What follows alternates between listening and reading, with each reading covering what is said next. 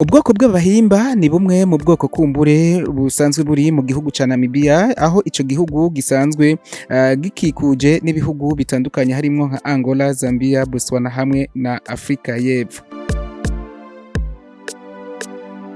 Ubwo bwoko bw'abahimba rero ni bumwe mu bwoko busanzwe burimwo abakobwa canke abapfasoni basanzwe boga rimwe mu buzima bwabo bwa misi yose. Kuri uno musi rero reka ndakubwire ko nje kubiganira canke kubayagira ingene abo bagore canke abo bigeme bo mu bwoko bw'abahimba basanzwe baba mu gihugu ca Namibia uko babayeho n'ukuntu bameze mu buzima bwa misi yose, nk'uko nababwiye ko basanzwe boga rimwe rizima mu buzima bwabo bwose.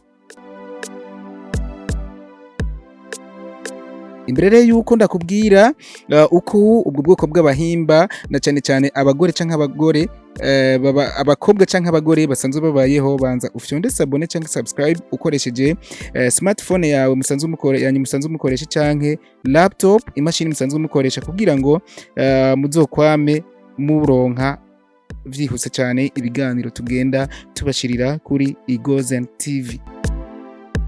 Namibia rero ni igihugu gisanzwe gifise perezida azwi kw'izina rya Nangolo Mbumba.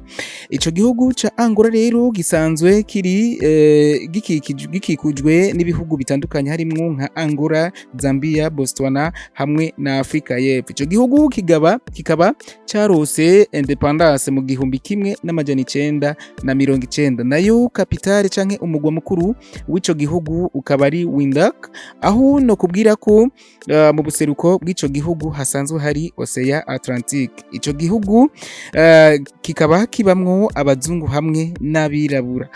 Nayo amoko asanzwe ari mw'ico gihugu na amoko arenga 10, aho ayo moko asanzwe avuga indimi zisanzwe zababa 13, aho ico gihugu ca Namibia gisanzwe kibamwo ubwoko bw'abantu butandukanye harimwo nka ubwoko bw'abanamba, abaherero, abahimba, okavango, abadamara, abaovambo hamwe n'abasani.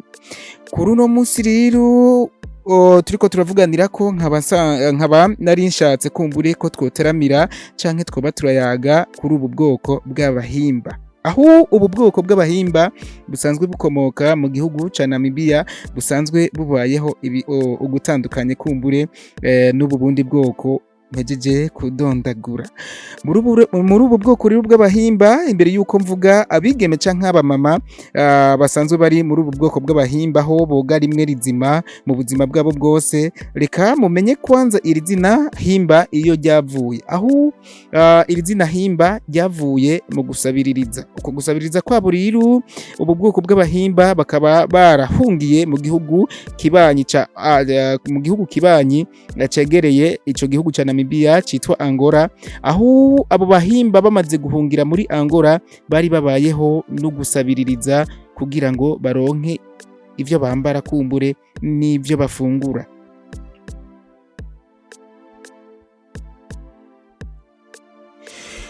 Ubwo bwoko bw'abahimba nk'uko nari mpejeje kubikubwira ni ubwoko busanzwe burimwo abagore canke abakobwa basanzwe boga rimwe rizima mu buzima bwabo bwose bwa misi yose, aho abenshi kumburi bibaza ko abo bagore canke abo bigeme basanzwe boba banuka cane kuko boga rimwe rizima ubuzima bwabo bwose, ariko si uko bimeze. Abo bagore bo mu bwoko bw'abahimba canke abo bigeme bo mu bwoko bw'abahimba ni bamwe mu bigeme bamota cane, noneho bamota cyane gusumba abagore boga misi yose mu buzima bwabo bwa misi yose.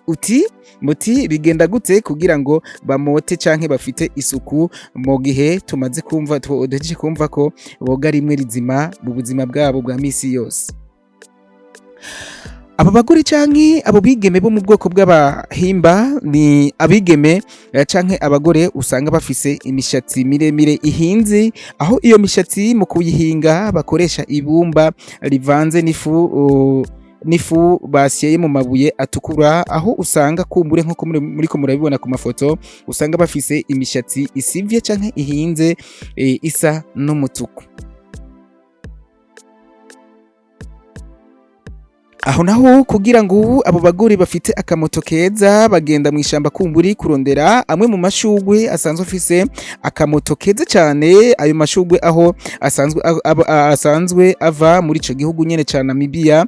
Ayo mashugwe barayafata bakayaturira, baheza kuyaturira bakunama mu mwotsi kumbure uvamwo ayo mashugwe, kakamoto keza kavamwo ayo mashugwe kakahita kabajamwo.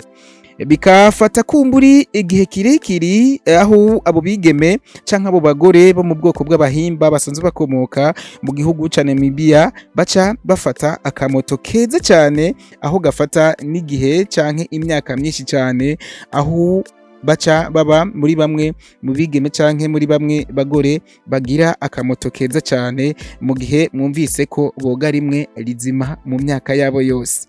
Naryo mu kumenya ko umukobwa yageze mu bigero, umukobwa bamwambika ikamba mu mutwe, aho iryo kamba riba rikozwe mu rusato rw'inka.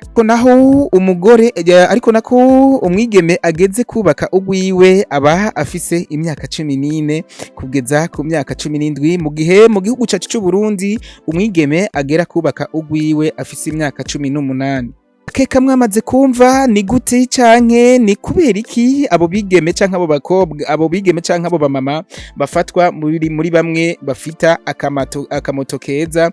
Nkuko nagenda nababwiye ko kumburi barondira amashugwe kumburi akomoka muri ico gihugu ca Namibia, bakayaturira, bamara kuyaturira kumbure bakunamira umwotsi uvamwo ayo mashugwe, hanyuma bagafata canke bakagira akamoto kavuye mwa ayo mashugwe. Ariko kandi abo bigeme canke abo bamama uzobamenya ku mishatsi miremire isivye canke ihinze, aho nkuko nabikubwiye iyo mishatsi mu kuyihinga kwabo bakoresha ibumba kumbure n'ifu yavuye mu mabuye basyeye kumbure, amabuye afise ibara ry'umutuku mazi. Mu gihe wababona kumburi abo bigeme bakagira akamoto keza nkuko nabikubwiye, ndetse niyo mishatsi miremire. Ariko kandi abo bigeme kugira ngo bagaragare neza ku maso basanzwe kumburi bisiga ivu ry'umutuku risanzwe rikomoka muri ico gihugu, ndetse bakagira po canke uruhu rusa neza cyane, mu gihe mwumvise ko ari bamwe bagira impumuro canke akamoto keza bivanye n'ivyo bakoresha, na cyane cyane mu karanga kabaranga. Reka rero ndagushimire wewe wadukurikiranye kuva mu ntango z'ikiganiro gushika aha turi ku musozo wacu. Ariko kandi ndakubwira ko ndagukunda, nizera ko abantu badukurikirana bataradufyondera handitse sabone canke subscribe kuri Igozen TV.